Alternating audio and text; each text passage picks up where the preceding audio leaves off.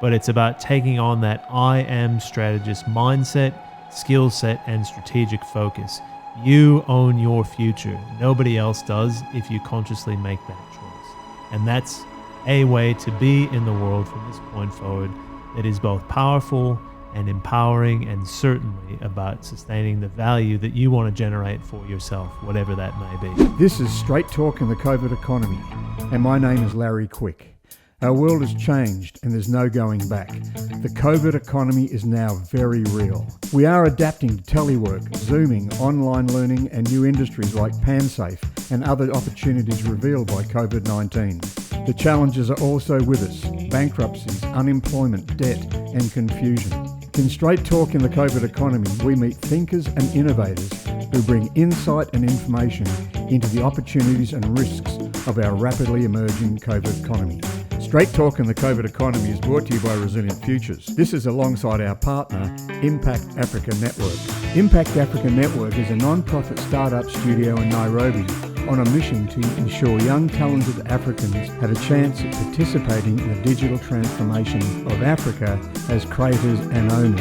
If grassroots change is something that excites you, visit www.impactafrica.network. By doing that, you'll be able to support as donors and mentors the Impact Africa Network. Hi, and welcome to this final Straight Talk in the COVID economy for 2020. It's a wrap for 2020, and I'm obviously joined here today by the bearded, grey-haired guy, David Platt. Welcome, David, and thanks so much. It's great to be on a podcast, very first time. I think it's the second one, Larry. It's the first one together, but we did do one interview together. Oh, that was quite enjoyable. Time ago. Let's not talk about that. But today it's a wrap. What we're going to do is go through some highlights of podcasts in 2020, which there's been many. I've got a list here of 18 podcasts. Obviously, we can't go through all of those podcasts and talk about relevant points, but we've had a great time with people talking about the circular economy with Steve Morris, transforming planetary education with Cindy Ford, Michael Schumann, just fantastic in terms of local community economics, Sean Kidney on climate bonds for climate change, very, very important, particularly when you start to think about planet reliability. How reliable is the planet in 2021 going through to 2025? I won't get on my high horse about that, David. Not yet. As you know, I can. Yes. And also Chai Chua, who gave us some great insight into COVID earlier on in 2020. I'd also point out Christine McDougall with a great concept on syntropic and syntropic organisations. Who else? Rob Smith in terms of the transformation age. A must-listen-to podcast. It's just a fantastic view. We haven't put him in our summary today because it's really hard to summarise such a body of work that's behind what he's talking about. Also, our favourite economist, Saul Eslake, spoke about impacts of the of COVID, and particularly what we're talking about in the COVID economy.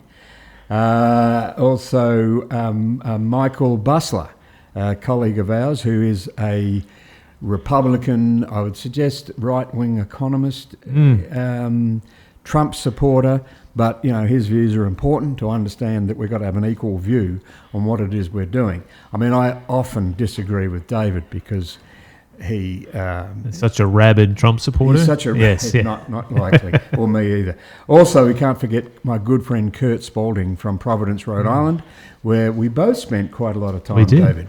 Absolutely. And we're very conscious of what a wonderful place Providence, Rhode Island is. Absolutely, and reminds us of the conversation we had with Joe Camerano from Providence College. I must admit, we haven't got Joe on our list today, but there is a fantastic view. Well, maybe you speak about Joe Camerano if you. Well, Joe's a political scientist, and what we dug into with Joe in that immediate aftermath of the election, when it was clear that there was going to be some pushback around the legitimacy of voting, what we're really getting into is where is that bifurcation that's happening, not just in America, but right around the world, between the extremes of the right and the left. Where is that coming from? What's driving that?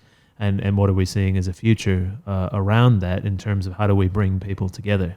Yeah. I should point out with Kurt too, by the way, that he is one of the most thorough thinkers I've come across when it gets down to biosphere management and the actual, if you like, biology of the Earth.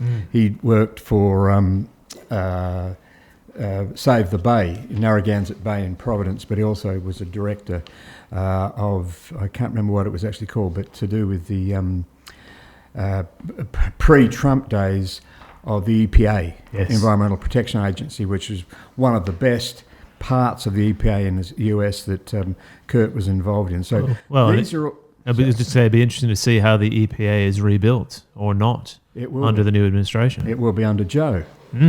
So, and I think the only last one we have there, which is a must listen to, which we recorded on the 4th of December just recently from Peter Williams, and we called that The Reality of Planetary Reliability. And what we were looking at there was he had been a part of the United Nations Resilient Cities Index. And that's, once again, have a look at that one because there's some really interesting information on how a city can look at itself from a resilient perspective. Bit different to our type of resilience. We talk about change ahead of change rather than bouncing back from shock.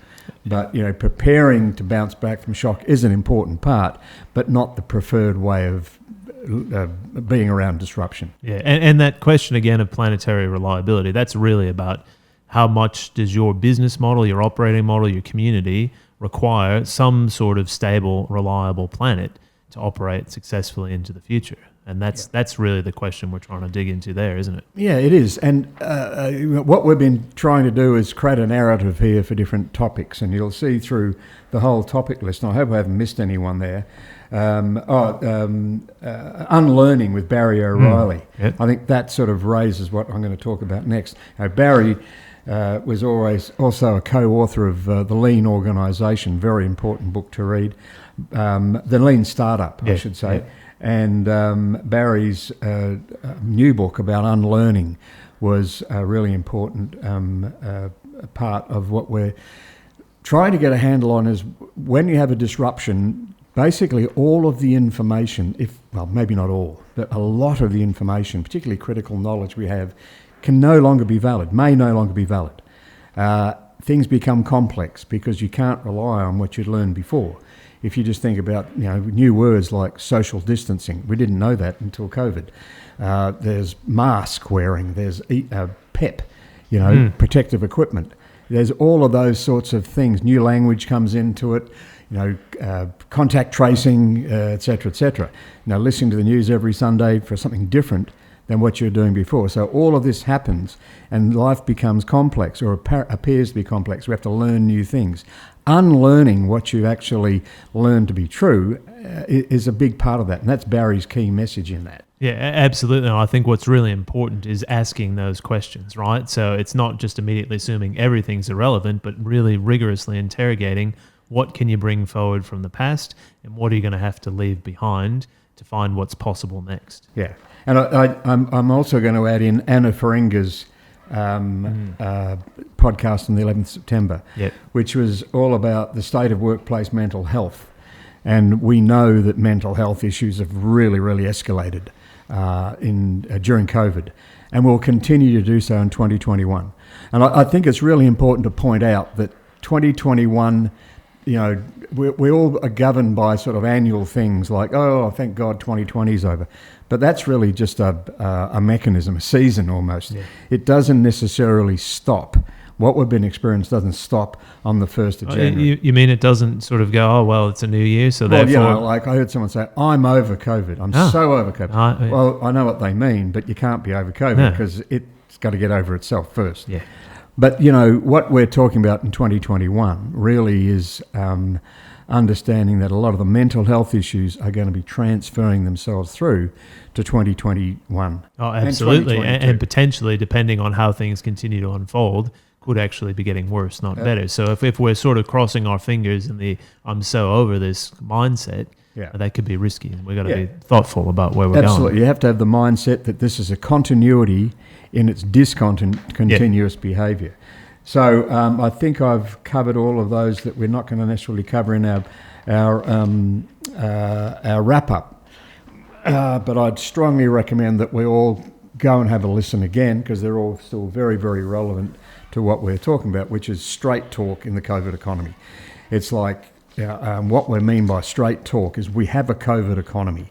And we identified this back in July, is what is going on here. Dare I say it was a bit earlier than May? July. It was about April, May we started working on it. Yeah. We have an economy starting to emerge here called a COVID economy, which is different. And that COVID economy isn't going to go away. It's going to be around for a long time. That's right. And I think, what we're very interested in is you and the COVID economy and finding your way ahead or finding your way forward. And that's been a tough call for most people. But what happens in the COVID economy, we've got disoriented. We need to get oriented. So we need to understand what are the conditions, the immediate conditions and the emergent conditions are going to happen in this COVID economy. And we really have to pull it on like it's not the same as 2019. Now, up to 2019 wasn't a perfect world by any stretch of the imagination. A lot of that stuff hasn't gone away. We've still got the impact of geopolitical forces with China. Yeah. We've still got the debt situation in terms of personal and sovereign debt. We've still got a whole range of things happening in financial services. We've still got the issues around planetary health, et cetera, et cetera. They're all still there. We have to be mindful of those. But we have to know what are the emergent conditions inside this COVID economy. Yeah. And in Australia, don't forget, we've got this make-believe, if you like, to a certain, from a global perspective of COVID, while the rest of the world is going crazy. 5 million cases in 1 week in America. Yeah. And, being American, well, quasi. You're a quasi-American, or I am? I guess I'm a bit of a quas-American, given my time there. I'm also a quas-Pom. Yeah. But you being a quas-Oz. I'm a quas-Oz and a quas-Am. Am? American. Oh, yes, one of those from Boston. Yes. But about the COVID economy, I think it's really critical that a part of what we are seeing and why we're reinforcing this is it's to get people to think beyond the health implications of the pandemic. Yes. It's not just about health. It's understanding that this is unfolding with broader social, economic, environmental, political, educational, dare I say it, commercial, etc. consequences. So COVID economy is really pushing us to see beyond pandemic. Absolutely. And we've got a bit of a list here, but I will go through some of the conditions that we picked out early on in identifying this COVID economy. One was investments in the square metre economy. We've talked a bit about this, but really important, not just about you inside your business or your organisation, but how that is impacted by the interdependencies you have with other organisations that may be more reliant on the square metre economy. For instance, if you've got is my camera still on? It's a bit of a moving feast here. Thanks, Theo, and you must meet Theo. Come over here, Theo. Come on, Theo. Come say hello. Over here and say hello. Go on, this is the microphone. Talk into that. Hello. Oh, he's quite shy, isn't he? He's our producer. He's produced all the podcasts. Yep. And the vodcasts for the year, and he's getting a promotion next year. Is he? And I heard that he might be getting a bit of a wage rise. Oh, right. So thanks, Theo. Yeah, well done, Theo. So, back to business. So the square metre economy, it's not about your business. I mean, you might be in the digital business, but I guarantee you have some connectivity or interconnectivity or interdependencies with square metre economy. Yeah, it reminds me a bit of having a chat with someone in an organisation that we've done some work with that will remain nameless, but let's just say deeply exposed to risk around the square metre economy, saying, oh, look, I think everything will be back to normal pretty much by the end of the year, and we don't have to worry too much about what's happening in offices. That's right. You're still trying to get the best view of me, are you, Theo? Thank you. So let me just give a definition as written here. A system in which economic activity is tied to physical infrastructure. And that's what the square metre economy is. Yep. And that goes to transport, et cetera, et cetera. And, if you've got investments in that area, like in commercial real estate or anything linked to transport, you're going to have to deal with that as a condition. Physical retail. Yeah, physical retail. Yep. Education spaces. Yep. factories, you Yep. name it. There's exposure to the square meter and how much productivity you can get out of a square meter in the COVID economy. You know, I mean, in its basic form, a cafe is based on how many covers you can get, Yep. based on how many tables you've got, Yep. turning them over, et cetera, in a square metre economy. All of a sudden you can't use any of them or only half of them. That affects the business model you've got. So it's very simplest form, but, you know, you have to think about it in more complex form of how many people are going to be on roads, how many people are going to be on trains, etc. Or not on trains, and therefore putting more pressure on roads. Yeah. So, you know, investing in those is going to be something you have to think about, whether it be through a direct business or indirect business model. Global supply chains, you know, that's been a major issue in terms of maintaining supply to meet demand. Yep. Digital saturation, you know, it grew exponentially at a time when people were not necessarily thinking that was going to happen. Yeah. And, you know, it was already happening. I mean, digital acceleration was underway into 2019, and new types of technologies were coming in with AI, IoT and all those sorts of things. And all of a sudden, they're going wild now. So you can expect digital saturation to be bigger.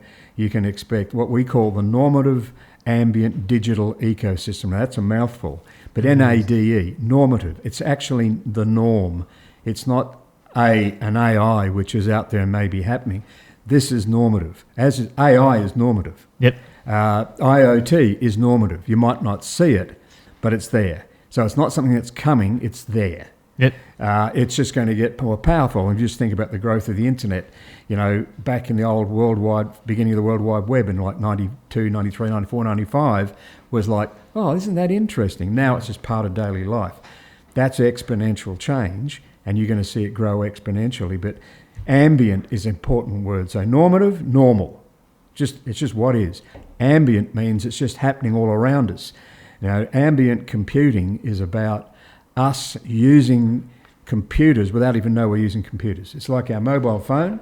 Dave's got a mobile phone there. It's sitting right here. It's doing all sorts of stuff in the background. I'm not even aware of it. It's not using a computer. Yeah. You know, it's like, you know, use a tablet. You're not using a computer, or yes, you are. Or you may have an Apple Watch on, or you may whatever it be. You might be walking down the road and you've got GPS on, and there's all sorts of stuff happening with sensors and those sorts of things. You know, the modern day car is an ambient environment. Yeah. So then you've got digital, which is, it might be digital, but it's also physical, but more than likely it's all digital. All the information really that's being used is happening via digital means, and it's an ecosystem. And it's a global ecosystem. It's not just about you and your little village, wherever you are. It's about everything. So the normative ambient digital ecosystem is here, alive, and growing exponentially. High cost of operating in the old paradigm. I mean, the project you're working on at the moment, Dave. Yes, very much so. The tension between what do you leave in that digital environment, because you had to flip really quickly to do the COVID safe thing, right? So back in March, we went and worked from home, learned from home, all that sort of stuff. And now there's what about how we used to do it? And it's not just that one project, it's for lots of organizations that we're working with. What do we take into 2021 as part of a new way of operating? Yeah. But you've got to look at how do you then... It's what we call retiring capability. Knowing what to keep and what to retire. Yes. Based on the immediate and emergent conditions. Because if leadership's about one thing, it's about understanding what capability you need at any particular time that works in sync with the conditions and the opportunity risks inside those conditions to generate sustainable value. Yeah. That's the bottom line. And dare I say it, when it comes to that high cost of the old paradigm, there would be lots and lots of organizations exposed to stranded assets. Yes. Because they could very easily, had they been looking at emergent conditions as they were then, foreseen the rapid emergence at some point of the normative ambient digital ecosystem and started flipping their business models sooner than they did. So they're hanging on to legacy infrastructure, legacy systems, processes, so on. The cost of keeping that stuff Yep. and potentially an inability to let it go in any meaningful way is going to be problematic. Yeah, and I think one of the examples that I saw earlier on, which horrified me, was the Australian federal government saying they're going to build gas infrastructure as a way of generating jobs, etc., etc. And it was a 30-year project. It's the old saw, isn't it? Had a bit of a little dip in the road, build your way out. That's right. Well, this is the case is when you get down the bottom, keep on digging. That's one way of really going mad, rather than climb your way out. That becomes complex. It requires you understanding. You're going to have to work iteratively. Yeah. Now, I'm talking to one of the guys we're going to be mentioning, Gerd Leonard, talks about the Corona coaster. And it's like the roller coaster of 2021 is going to be up and down. You've got to be agile. And that another one that came to us was the whole idea of using strategy in action. Yep. That's what we're about in Resilient Futures, is strategy in action. Dave knows best.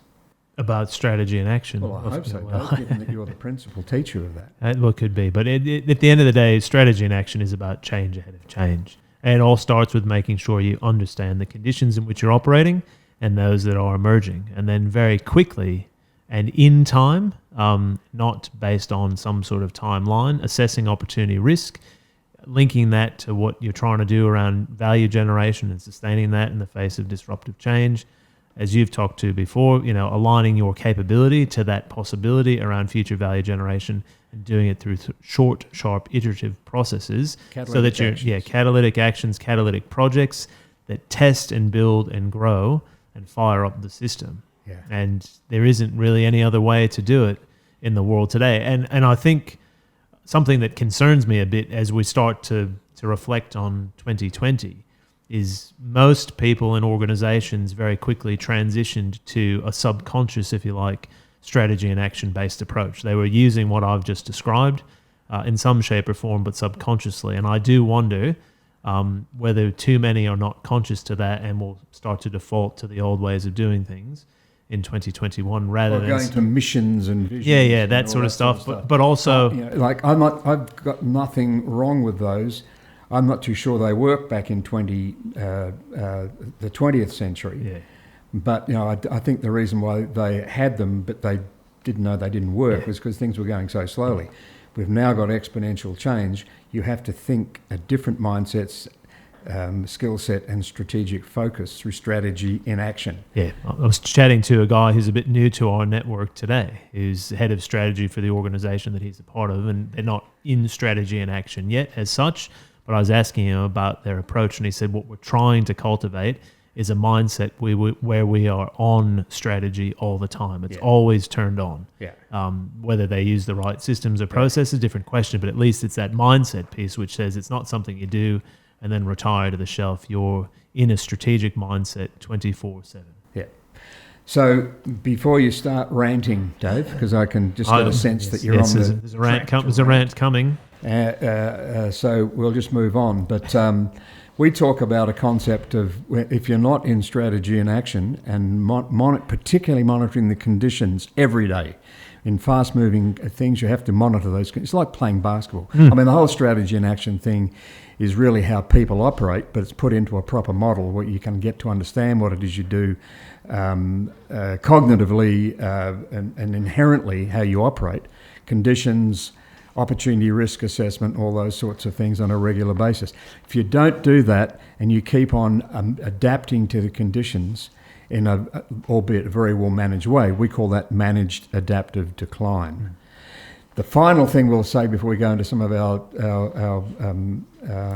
highlights for 2020 is get personal, owning your future work. And this is where we're applying the Resilient Futures strategy in action to personal career planning or work planning. No, it's personal strategy because it doesn't make the distinction between career and life and everything else in between. It's about, as a person, what are you trying to do around what you value and how you create that for yourself in the world. And that value might be to do with your family and your work and your job, the environment, a whole range of things. But it is about, again, taking on that I am strategist mindset to own your future rather than being a victim of a future that's created around you and that may not take you forward if you're not prepared to go with it. Exactly. Now, I should just say that if you hear any scratching, it's the dog trying to get out of the studio. Young Missy trying it's to escape. Not, Not Theo. It could be Theo trying to scratch his back, but no, I think it's the dog. She's over there licking her paws at the moment. My little dog, Missy Moo. So let's talk first about, there's a couple of things we didn't go on conditions. One is watch debt and what we call the debt bomb for 2021. And also what's going on in China and the global geopolitics of a Biden changeover in the US. What the hell is going on in the UK and Europe with Brexit? Who knows what's going on with that? Just watch all of that from a conditions perspective. We're watching it all the time. And that's one of the ways we work with people and our clients is like help them get to understand the conditions on a regular basis. But let's go to Rebecca. Give me your primary thoughts on Rebecca, Dave.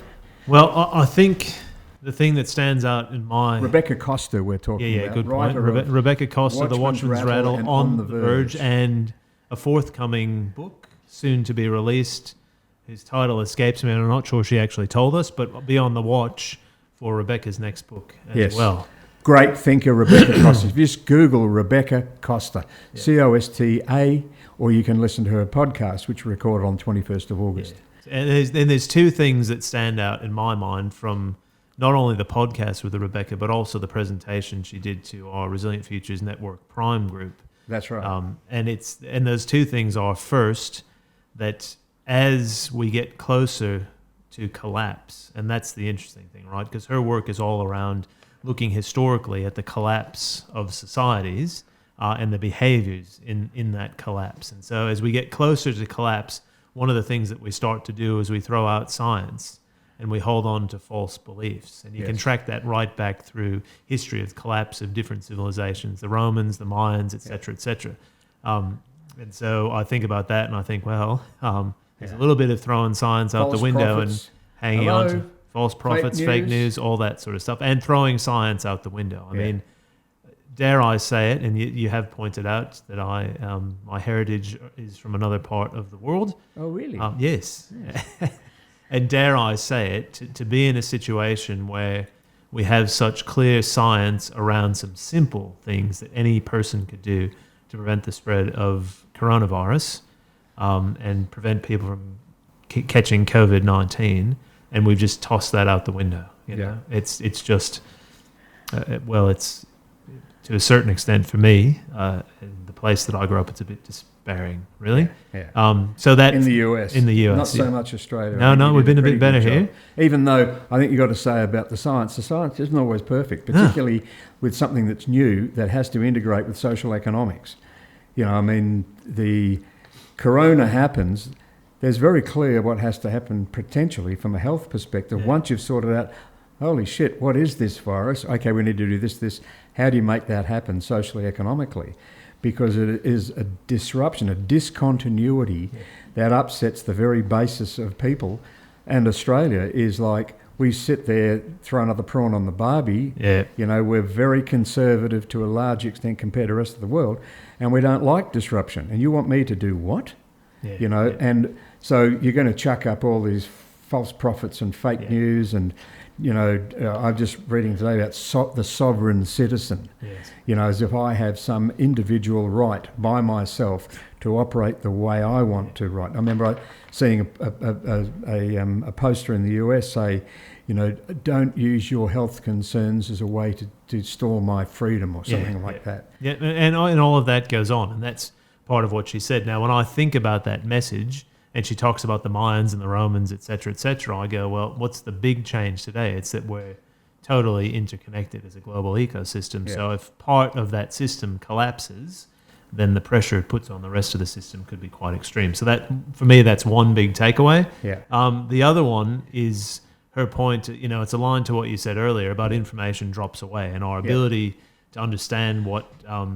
to take information from the past to apply to the future is badly compromised. But she also said that if you are prepared to look to the future and do proper analysis with all the information that's actually available, it's not that difficult to chart a way forward and one that makes sense. Yep. But for whatever reason, as a whole, we don't seem prepared to do that. Yeah. So that concept she has of pre-adaption, which is quite similar to our change out of change, that's all based on actually interpreting conditions, understanding both hard evidence and insight and intuition about what is on or over the horizon, and making some decisions now about where we might be able to get to, and then getting into action around that, not waiting around for somebody to clearly point the way forward by waving the sort of golden idol and saying, here it is, this is the way. You got to find your way forward. Well, you got to think about it. And I think one of the other points I took up was she talks about the fourth step for humanity. And this sounds like, it's up in the clouds and all that thinking, but let's get clear. Mindset makes a big difference around dealing with disruption. Yeah. Mindset and skill set. So you're actually talking about this fourth step involves training our brains to better be able to manage the complex world we find ourselves in. Yeah. And just think about it. Since I was born I'd like to say later, but 1950. In the middle of the 1950s. The middle of the last century, shall we say. Middle of the last century. 70 on the 1st of December, so... The longest birthday in history. How many? What is it now? The 17th? So we've been celebrating Theo for 22 and a half days. Stop your laughing. Theo's laughing. Just thinking about that we didn't have a telephone, we didn't have a television, we had a radio, an old wireless, and now look what we've got today, what we're doing here in our studio in Resilient Futures in Woodend. And it's going to the world. Yeah, on the wireless. On the wired. That's more complex. We're more connected. The world's operating exponentially, et cetera, et cetera. 100 years ago to do a transaction in England took 6 months. Now it takes 6 seconds. So, understand that this is a complex world and we have to understand how to work with it. And that's bottom line. And you can't do it with simplistic solutions like I have a vision or I have a mission, all that stuff. You have to deal with what we see as strategy and action to change ahead of change. Now, Mark Zawacki, the diffusion of everything, what I loved about Mark, and we've known Mark for a long, long time, is he talks about a profound transformation as assets, power and resources are diffused, redistributed and reconfigured. Now you think about that and we would call it fragmentation, but it's better to call it diffusion because all of a sudden, people go and work from home. So you've got a diffused workforce. You're now working with digital. So digital is much more diffusible than physical. Yep. If I give someone a message to you and say, can you go and tell 10 people, there's more than likely that message isn't going to be delivered correctly. But if I diffuse it through email, it goes, and it can go very fast. We start using social media, big diffusion fast. Now, when you're talking about that, changes the game for advertising and promotion because, there was a time when you could still get away with a television ad and hope someone watched it. There's a good chance they did watch it because of the amount of people who had a TV. Only 3 channels or whatever, 10 channels. So all of a sudden what you have is this diffusion of everything. What that does, it has an impact on assets. So an asset becomes either greater or lesser value because of this diffusion of everything. So I think that is a really important thing, is that we now diffused our value through our value networks. And that's really important. As Dave's talking about, we're now very locked into a global value network. Impact one, you impact all. That's right. And, but specifically he talked about remote and hybrid working arrangements, which, he calls the new normal. We know it is. Well, and it's interesting, again, talking to a different client of ours just a week or so ago, and this guy was saying, look, I've got people working for me. This is an Australian-based client in Melbourne. I've got somebody working for me who's based in Florida in the US, somebody else who's working for me based in the north of Queensland. And I think they can keep working for us from those locations. And it's just totally reshaped how we think about talent and where we find it. Because what used to be a significant barrier to acquiring the best talent is the cost of moving that talent around the world. We don't have that cost anymore. We've diffused that right throughout the whole system. So somebody is the best person for the job and they live in Florida and want to stay in Florida and they're happy to work remotely. Fantastic. Let's do it.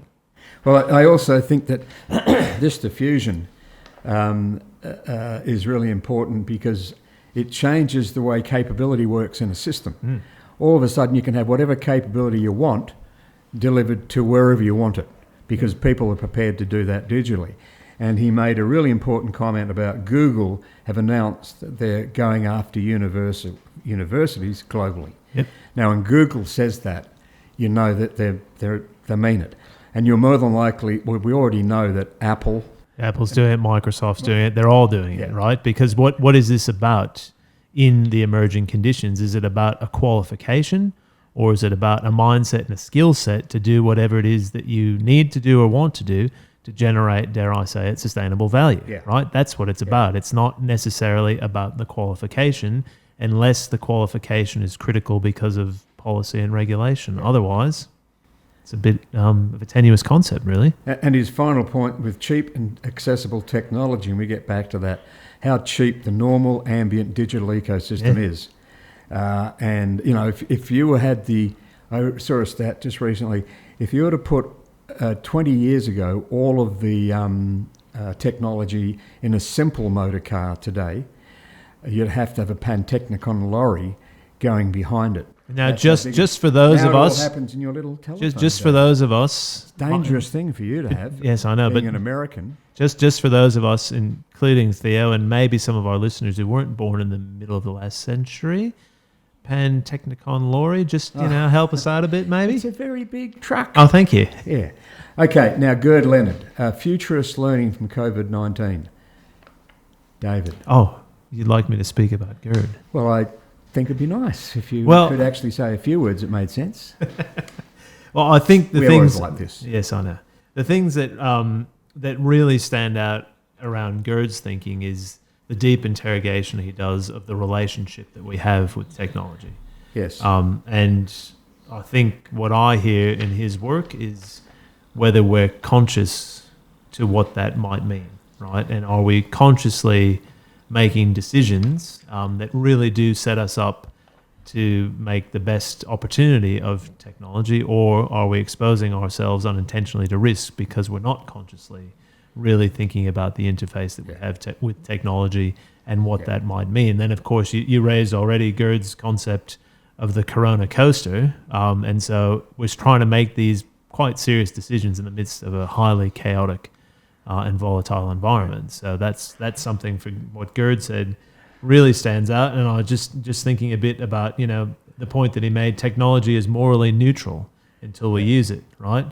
So as William Gibson said, hammer to kill or to create. Yeah. So, it's those sorts of points that, I think, Gerd is such a deep and powerful thinker. And it's important, I think, that we do take on some of those questions. Absolutely. And the idea that, if you think about it, the two biggest challenges we really have, much bigger than COVID, even though I say COVID is very big. And someone said to me, is COVID the disruption we needed to have to prepare for the bigger ones? And I hope so. Is technology about people, or is it people about technology? Yeah. And the second thing is planet reliability.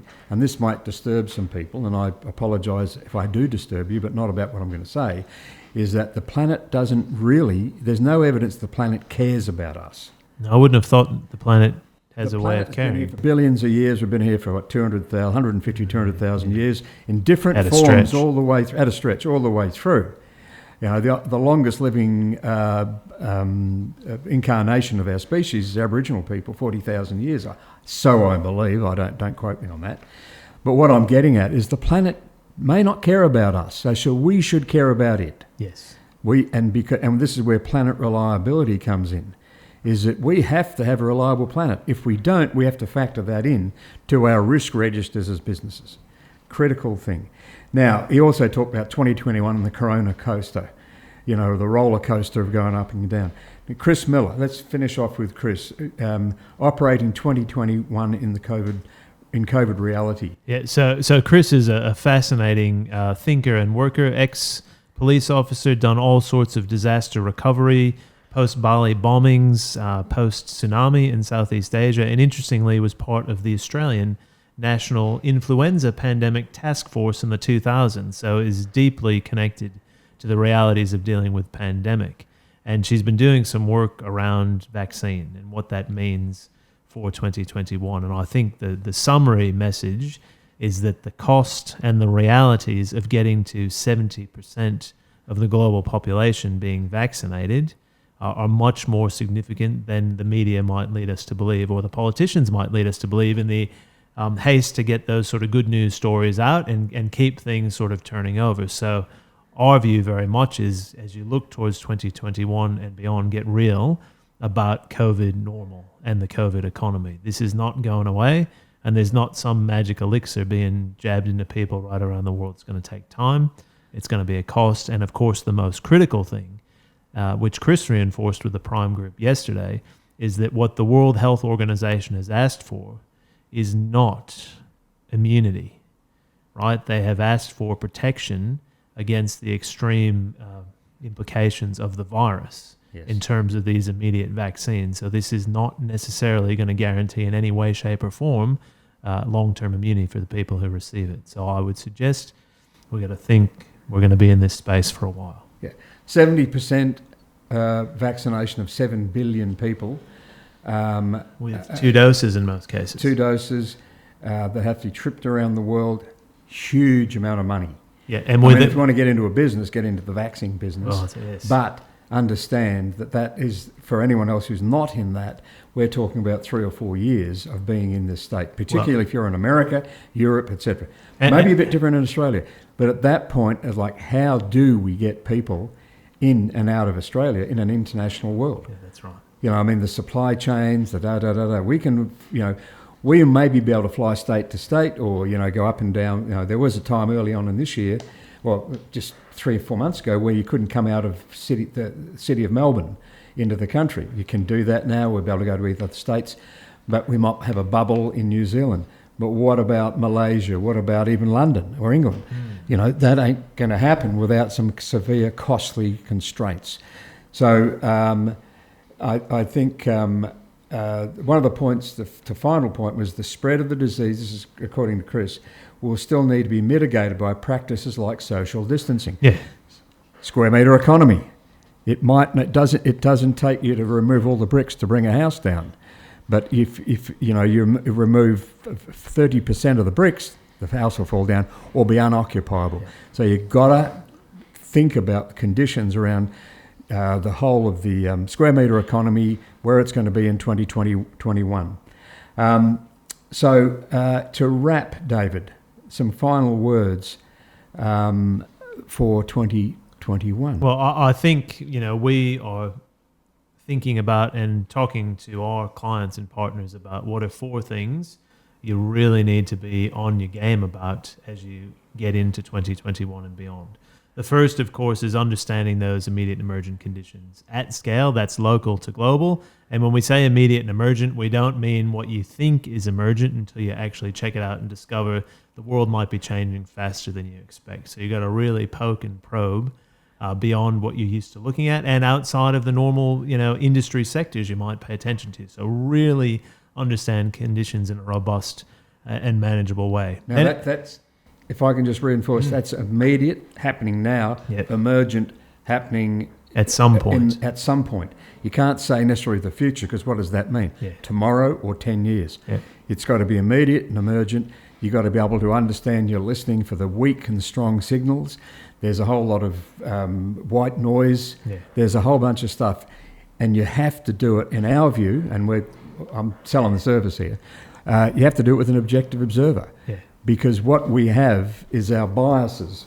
I've got to produce monthly figures. I've got to do this. I can't afford to do that. You've got to be able to have someone who goes, oh, hold on, you missed that out there, because you can't see it. Yep. So objective observer and a committed internal capability to keeping the view up to date. Yeah. It's not good enough to do it once a quarter or once a year. You've got to be in conditions all the time. The world doesn't change on a quarterly basis. It changes when it changes. Yeah. So you've got to be watching all the time. Stay in sync with immediate emergent conditions at scale, from global to local. Now, some people say to us, well, that's very, very hard to do. We say, well, just don't do it, but put it in your risk register. Now, let me just say one thing, which it's nearly a new year, and I've got to get this off my chest. Qantas. I heard the managing director of Qantas say, it's interesting about COVID-19 because we didn't have that specifically in our risk register, but we had the likelihood of a pandemic in our risk register. And we just didn't think it was going to happen, and we didn't think it would be as big as it is. So are you saying that it's not good enough to just put it in the risk register and do nothing about it? Exactly. You know, what would it have cost to have a scenario and do some thinking around, okay, we've got a pandemic, let's see what it does to an airline, for God's sake. So how many people lost their jobs because whoever was doing the risk stuff, particularly the material business risk, I mean, how many pandemics we had just recently? Well, not pandemic, they got to epidemic level. And, you know, you look at SARS and MERS and all that sort of stuff. How much evidence do they need that they had to be looking after immediate emerging conditions at a global scale? You know, one of the key things is, well, why did this travel so fast? More tourists. Well, you would have known that if you're offering flights into Australia or around the world. I mean, none of those things is like, well, there's more people travelling, more likely to have a pandemic. So I've got to say that, you know, there was a failure of Qantas to manage, to understand the conditions. There was a failure to actually you can't chuck it in the risk register. There should be people responsible for shareholder loss, but more so people losing their jobs because senior management didn't do their proper job. The third thing I would say is more than likely someone in Qantas was saying this is a likelihood and they didn't get listened to. Because, I mean, how much would it have cost? I mean, put $5 million or even $10 million into a fund. Maybe get 10 airlines to put it into a fund and go and watch it and track it down and have an immediate change ahead of change plan, given that you're going to have a pandemic, a global pandemic. Then you would have had something, this is what we do, rather than having to go, oh, do you wear masks or not wear masks? All of that. And still today, we have airlines grounded. We had one Virgin Airlines go broke. And it is an atrocious neglect of personal business responsibility for them to have done that. Rant over. Well, not quite. Oh, you're going to I'm going to add point number 4, Ooh. Which is, dare I say it, what I think I heard behind that, although not said explicitly, is in doing that, you got to connect risk, strategy, and innovation. Because it's not just about... As departments. Well, as departments, but as thinking, and understand those things don't exist in isolation. So as much as you got to do something to understand the risk, you've also got to think about, from a strategic perspective, where are the opportunities to be innovative and to take something forward that might actually have changed the game. So it's not just about protecting jobs and shareholders. I think it's also about, imagine if a collective of airlines had created a pan-safe approach to air travel, and pandemic safe, and had come to the world and said, look, we actually covered this 5 years ago, and so we can keep traveling. We can guarantee that any person that gets on one of our planes will not have a virus and will not transmit it. Now, that would have cost maybe billions of dollars, right? And dare I say, a personal experience just recently where they sold a ticket to someone very close to me, my wife, to go from here to Perth. They just set off via Adelaide and failed to actually raise the point that Adelaide, if you're in Adelaide, you can't fly into Perth without quarantining for 2 weeks. And she had changed the ticket from a direct flight. She wanted to go the day after. I said, oh, you can go on this one. She couldn't. She had to fly back the same day, and they still gave her drama about getting her money back for the ticket. End of Qantas story.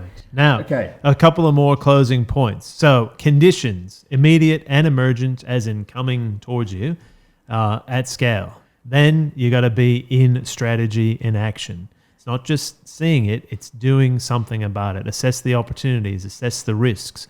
Which of all those matter to you? What does it mean in terms of sustainable value generation in your networks? How well do you understand those networks? What capabilities do you require in that emerging reality? What does it mean you can start retiring now so you can free up investment to invest in what you're going to take forward next? And as we've said before, catalytic action, catalytic projects, right? Get the system moving through action. Don't sit around and talk about it. Test it, learn, get feedback, find out what to do next. That is strategy in action. It is the only way to operate in 2021 and beyond. I'd say watch for managed adaptive decline. And particularly, you will find the stranded assets that are available in 2021 because people were in managed adaptive decline. Already. And they haven't decided anything about it. They've tried so hard to go back to the past. Yep. There is no going back to the past. You have to move forward into the future and understand that 2021 is different to not 2019, vastly different to 2019, vastly different to 2020, and it's going to be 2021. Yeah. And it's not magical on the 1st of January. No. It's continuing as we go. It's just going. And let's not forget, as we go into exponential change this way, managed adaptive decline does the opposite. Yep. And as that journey progresses, that gap from getting to the downside to the upside widens, and it can widen quite quickly. So you've got to be in that change ahead of change mindset now. And the final point, which we've raised before. No, it's not final. Oh, the second to final point. Penultimate point? Penultimate point. You must have done maths. Thank you. Yes. They have that in America. Only to a certain level. Very interesting. Yes. Penultimate point. For a bit of alliteration. Penultimate. Yes, thank you. Okay. Owning your future work. We've spoken to this before, but it's about taking on that I am strategist mindset, skill set, and strategic focus. You own your future. Nobody else does if you consciously make that choice. And that's a way to be in the world from this point forward that is both powerful and empowering, and certainly about sustaining the value that you want to generate for yourself, whatever that may be. Wonderful, David. What can I say to end? Apart from Resilient Futures, we'd love to hear from you if you've got any queries or questions or insights, or you just want to have a chat, or maybe you want to work with us. In 2021, you heard David talk about the Prime Network. We have 2 networks. We have just the Resilient Futures Network, a bunch of people, or a great bunch of people who just hear what we're up to and all that sort of stuff on a regular basis, or the Prime Network, where we meet. In 2020, we've met on a monthly basis. We now have some 42 organisations in that network, Prime Network, and we've had 4 monthly forums, Global Insight Group, that's a very important part. All the people you've heard us talk about today are in our Global Insight Group. So they get to interact with those people, and in 2021 the program is going to be bigger. So if you're interested in the Prime Group, please let us know. Our programs in 2021 are going to be including conditions watching, particularly around understanding how to do that and building your local internal teams and being able to interact with us to get some insights into what we see as happening. We'll also be upping our programs in terms of teaching strategy and action. Yep. All online, and we can put workshops in there as some organisations we work with do, or you can just do it in your own pace in yourself. Owning Your Future Work is going to be an important program for people who want to have that I am strategist mindset, that ownership and responsibility for their own working future. And finally, I'd say we're going to be introducing a new program that we worked on for a year now called Leaders Leveraging Disruption, which it's a learning environment and a networking environment, and you're going to be able to go in there and do your own thing as Leaders Leveraging Disruption with what we call LLD Active. So with that, I think it's time to put a wrap on. Oh, hang on, Theo, come over here. Come on. Now, Theo is going to just say something really important here, and you better not edit this out, but show that to the camera, Theo, and just the most important point of them all, do not forget to subscribe on whichever platform you are listening to this on. And if you are enjoying the content we've produced so far, like us and share, as you do, right? Ooh, that's even rate. Rate. Oh, yes, rate us on our podcast on your channel. Podcast, and subscribe, let us know, leave a note if you want to hear more from our Theo, or even get in touch with Theo through our website if there's interesting things you'd like for us to talk about and chase down in the Global Insights group. Where he is going to be on Farmer as a wife. Farmer needs a wife, but he got sacked from that. No, and we'd like to thank Theo and Jessica and all of the everyone. Claire, Audrey, Q, Canada, Andrew, Paul, Kristen, Natalie, Helen. Natalie. Natalie. Everyone is involved in pulling Resilient Futures together in 2020 and looking forward to a big 2021. Yeah. And do you have a closing cliche, David? Merry Christmas, Happy Holidays. Festivus for the rest of us. We hope you've enjoyed this Straight Talking the COVID Economy podcast. Thank you for listening. And please subscribe on your preferred podcast platform. For more free content that will enhance your understanding of this new COVID economy and the actions that you can take to leverage disruptive change, join the Resilient Futures Network at www.resilientfutures.com/get-started. And please support our partner, Impact Africa Network, at www.impactafrica.network. We need all the support we can to help them build their own incubator. We know that there are many other great podcasts out there, and your time is precious, and you chose to listen to Straight Talk on the COVID Economy. And we appreciate that. Thank you.